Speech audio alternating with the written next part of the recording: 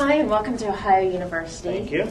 Could you tell us a little bit about who you are and what you presented on today at the Sports in Africa Conference? Sure. Rob Myres. I founded an organization called Mondesa Youth Opportunities in 2003. We're an after-school program. We use education as our foundation, but we actually have a very comprehensive suite of services. So we offer three major topical areas in our programming. We have academic component, we have a sport and life skills component, and then we have a healthy initiatives and life skills component.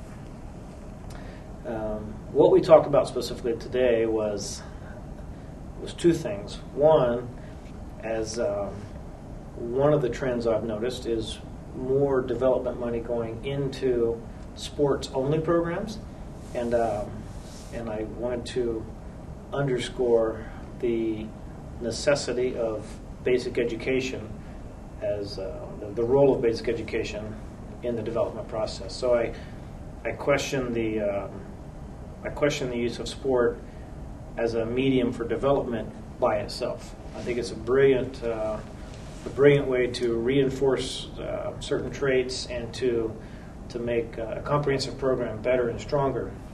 But I think a sport program without an educational component is missing the boat a little bit.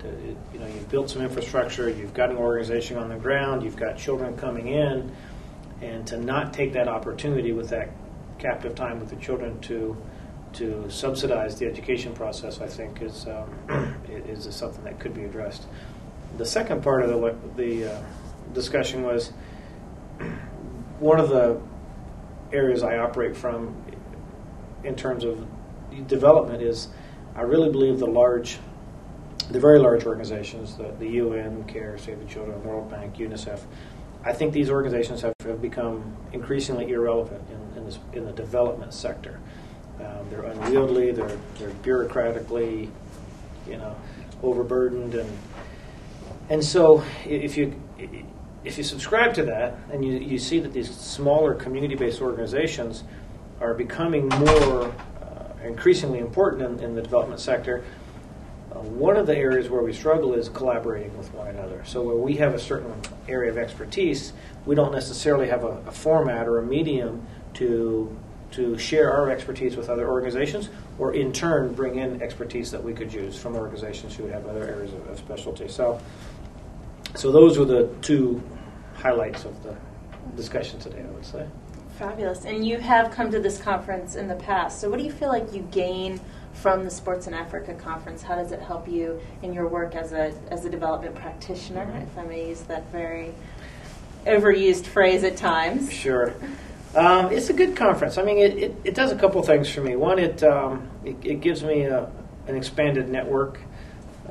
When you're in the practical side of development, on the ground working, there's quite a stark difference between that and the theoretical academic world. And so it gives me a little bit of visibility into the research being done and the motives and interests of the people that are pursuing advanced degrees in this field.